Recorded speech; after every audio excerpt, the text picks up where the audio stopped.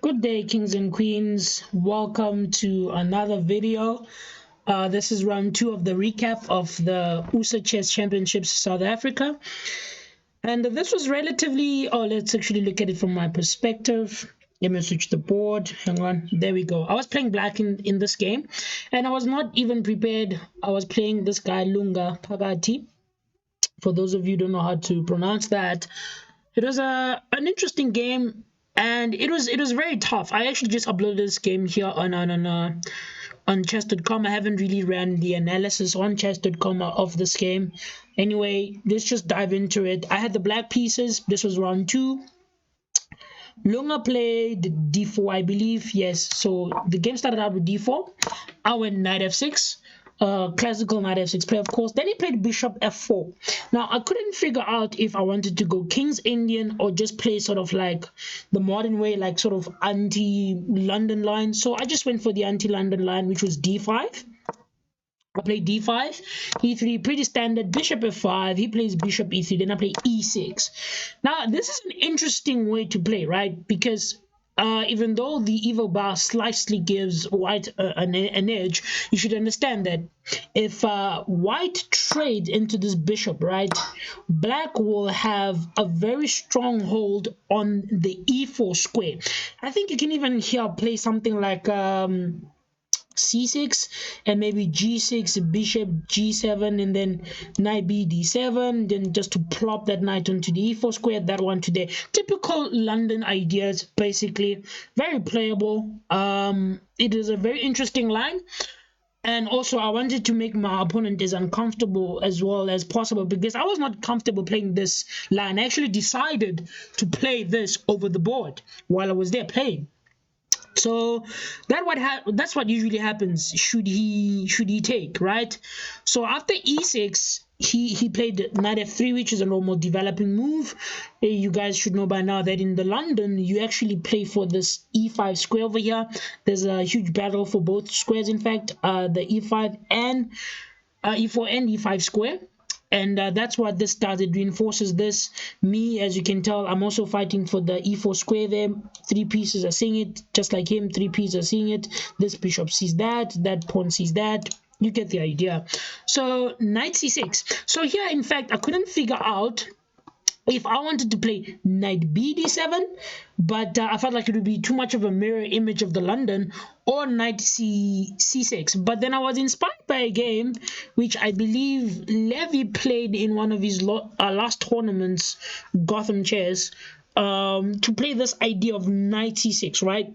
It's not usual. In the game, I think Levy went for stuff like h6, g5, a very interesting dynamic game. I'm not on that level yet, but I was just fascinated by this knight c6 line, and I went for it over the board. Like most of the moves actually I was playing here was strictly by inspiration, basically, because I'm a King's Indian player, and you guys know this by now. Or Grunfeld, of course, should he go into the main lines of c4. Anyway, the game continued. Short castles after knight c6. Bishop d6, just challenging his bishop. Should he take? This is not bad. This is good for black. So it's bad if white takes, because then I develop a piece with queen d6. And I'm in good shape, basically. I'm doing okay, right? So why would he want to help me? So after bishop d6, he plays c3. Typical Landon triangle going on over here, as you guys can see. He's got the triangle, he's got the bishop locked outside, and then of course this black bishop is locked outside of the pyramid. He's in good shape, right? White is in good shape. The position is drawish, as you can tell. The engine says draw 0-0. I mean, so yeah, this was an interesting game. And here I think I castled. Yes, I castled, and he played bishop g3.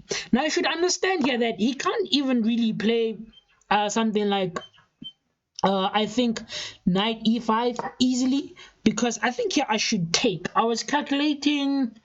Yes, as you can see, the evil bar goes up. What did I calculate here? So I obviously cannot take with the knight, because then he'd just fork me like that. That's bad. However, I'd have to take this way instead. The bishop takes, right? And then if bishop takes, I think I can even just trade into this and play something like knight g5. And if something like f4 protecting the pawn, I have queen h5. I thought I could play like this. And if after something like this, also, by the way, actually, maybe not that, because if f4, this is just hanging, just knight takes on e3. So it's not really easy to put something on e5 for white. Even the bishop itself. Maybe the bishop was also the right way to go. I don't know. But should he play like this? I think I have ideas now of just knight here. I'm not quite sure. Or taking first. I don't know, but like it was not really easy to put something on e5. So after castles, he plays bishop g3 instead of putting a piece on e5. And here, I believe, okay, here I can play e5. I think, can I? I thought here I could play e5 some type of way. Okay, I could first exchange, and then he takes, and then I can play e5.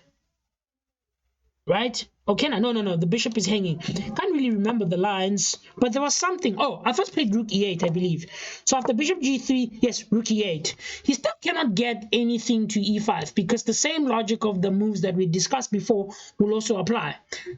And so here he played, I don't know if this was a waiting move or if it's a thing in the London, I'm not quite sure. I hadn't played chess in a long while, cut me some slack, but a4 was relatively new, and the bar says black is better, but then he's probably going to go to equal, and it makes sense. I mean, he grabs space in the on the queen side, right? Maybe his idea of queen b3, and here because in this line where the knight is on c6, there's no c3, and therefore cannot play moves like queen c7, guarding this pawn and also supporting e5. There's none of that, so a4 is pretty understandable. I think I'd probably play it if I was a London player as well. It makes sense. And this is a guy, Lunga plays London pretty much all the time. Even most of his other games are just the London system. He's played against King's Indian setup in the tournament. I actually went to check off some of his games throughout the rounds. He's a strong London player. And so here I went knight e4, right? Challenging basically the d2 square, not to make it easy for him to put the knight on d2, because should you do that, then I would take. So now he cannot really just, sorry about that, he cannot easily play knight d2. So just so you understand, if knight d2, then the knight takes there, takes, and then I chop the bishop, I'm winning, right? Should he not play that and bishop takes, sorry about that, should he play bishop takes, then the knight takes this way, and I'm a piece up at the end of the day, right? He just has 2 minor pieces, I have 3. So that is the whole idea of knight jumping in to e4. So here he plays bishop c2, connecting the queen to the bishop so that he can retake, and then now he's actually preparing to play knight d2. But here I played knight takes g3, h takes g3, I believe, and I played bishop takes c2. It was a huge simplification, and then I played e5. This is what I played because I wanted to play e5. So the engine doesn't really like my idea here, and yeah, he took, and I can take with the bishop, right? But I thought to myself, if he just takes and I take, why would I want to give him the bishop pair? But then if he queen b3 now, I have time to play things like maybe rook b8 or even b6, whatever, right? Just protecting the piece. And if you play something like rook here, I have c6, and just sort of like untangle slowly, right? Just untangle slowly my way backwards or outwards from the position, right? But instead I played knight takes e5 because also my logic was, why would I take with the bishop on bishop takes on e5 and give him the bishop pair when I can keep the bishop pair? And also, if you look in theory, all his pawns, most of, not all of them, are on dark squares, meaning theoretically if we were to go into an endgame, and let's say I exchange this one pair of knights, hence knight takes on e5, I can put pressure, right? And this knight is kind of looking funny because even if it comes to d2, because these are the only way out for the knight, these two parts, knight to d2 or knight to a3, I can control the movement of the knight with like putting my pawns on the white squares and stuff like that, and then the bishop will command all the dark squares on the board. That was the idea, and most of his pawns are on dark square. on dark square. So I thought, okay, I'll have a good end game if I go for this line. Hence, knight takes on e5, right? I haven't had a deep analysis and look if knight takes on e5 was the right one, but that was my logic throughout the game. And here he played queen b3. Pretty logical move, right? He hits e5 here. I mean d5. He hits b7 there. So should you understand? That's why maybe perhaps bishop takes was better, because in the line where I take with the bishop, right? In this line, the queen already sees d5, so I'll only have to protect this pawn here on b7, and thus he does not have an attack per se, right? So maybe a case can be made for bishop takes e5, which I saw in the game but didn't want, because I saw b3 coming. I literally saw queen b3 coming. But anyway, this is where we add queen b3, and I liquidated some more. Knight takes on f3, g takes on f3, and here I decided not to guard the pawn, or either pawn really, and play this move, queen g5. Now, I was happy with the draw here because I was not really happy with the way I played. So should you just so you understand, if queen takes on b7, I can just go for this line. Bishop takes, pawn takes, queen takes, check. And we all go home, right? It's a draw. Oh, it says I'm winning. Oh, I suppose I'm winning because there's perhaps a rook left somewhere. I don't know. I think maybe if I played patiently, let's say maybe rook a7, I don't know, then it takes. Okay, cannot take that because of the queen over here. Let's say maybe rook takes here. I think I just have rook b6, yes, and slide in the rook here. So he'd be losing, right, in that line. So he cannot really take the pawn here that is on b7 after queen g5. So I think here my opponent played actually the best move, which was Stockfish is sleeping a bit. I think it's just my internet connection. He plays f4. He does not take on b7. He can't really touch that. So he plays f4, so you can tell now that actually taking on b7 is a blunder. So he plays f4, shutting the door in the sacrifice over here, which was a good move. Then now, as you can see, the light squares are weak around the king, so I go for them almost immediately. Queen h5, right? And the idea here is if white still continues with these shabams like queen b7, I thought like just rook e6, just sacking the rook in the corner completely. This was my idea, right? Because if he takes check, okay, but then Stockfish says I'm an idiot. But I thought if he takes check, I have this. Okay, then I suppose there's this. Then I thought just here, and who's really gonna guard mate? Okay, but then there's just queen g2. Okay, maybe that was not the way to go about it. Maybe if queen took here on b7, I had to perhaps maybe slow play it. I think, yeah, okay, I can try to kick him out of this diagonal first with rook b8. Yes, and then if takes, can I still play the sack? I'm not quite sure. But just so you understand, like this is just unpleasant for.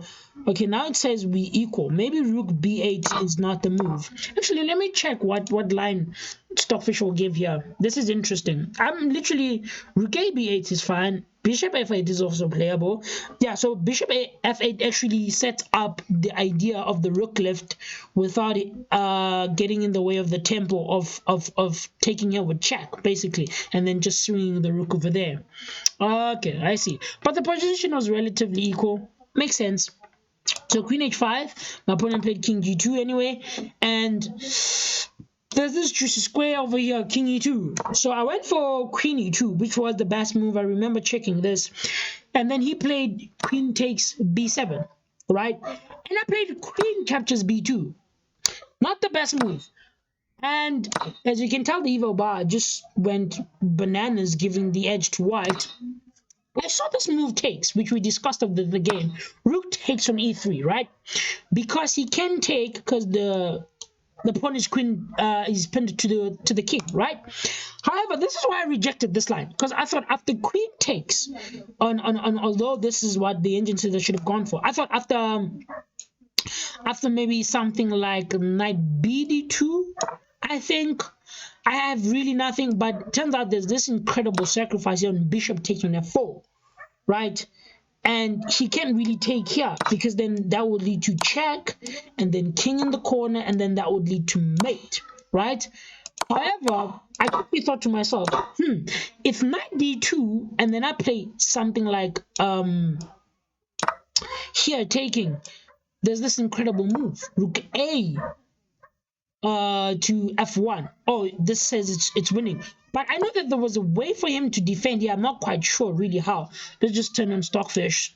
Knight f, yes, actually, yes, it was knight f3, knight f3, and the position relatively holds. And now I'm threatening to just gobble up this bishop for almost to zero, right? Maybe play something like that, and then now this is very much alive. I believe this rook, yes, it's alive, so I wouldn't actually have to take the bishop. But like, it was complicated, it was getting messy, and I didn't want to get into messy lines because I had calculated actually myself after here, and then there, queen b7, and then rook a6, and then just knight a3, and he's doing okay. This is what I calculated. Let me turn that off. Turns out here I'm winning. Maybe there's knight d2 instead, I'm not quite sure. But like I said, it was getting complicated, and I did not really want to get into a whole bunch of land. Maybe it doesn't even take. I think here, just here, maybe knight a3. Yeah, knight a3 is relatively equal. It's 0.1. How about knight d2? But like, my point is, he could hold the position. Yeah, with moves like knight d2. And I thought, I don't really want to get into all of that, so I didn't go for it. But in retrospect, I should have, because after queen takes b2 in this position, he has rook a2, best move, queen b6, best move, knight d2, best move, and here the engine wanted me to play queen c5 and trade the queens, basically, right? Just trade the queens. Your boy was stubborn. Your boy was stubborn. I played rook a d8, rook b3, and now I found queen c a6, but I rejected it because I thought that my queen didn't have a future really on this diagonal. Where am I going? Uh, and I opted for queen c7 instead. But queen c6, I mean, queen c6 was losing. It was bad. So queen c6 takes, best move, and I believe here white was winning because of so much space. Yes, he was winning. Rook b7, best move, a6, second best move, e4. I think here is where he kind of went off the rails. f6 was the move I played, trying to hold on basically to dear life. And after rook a7, I played rook a8, which was the best move he took. I took, and then here he wasted time playing knight c4.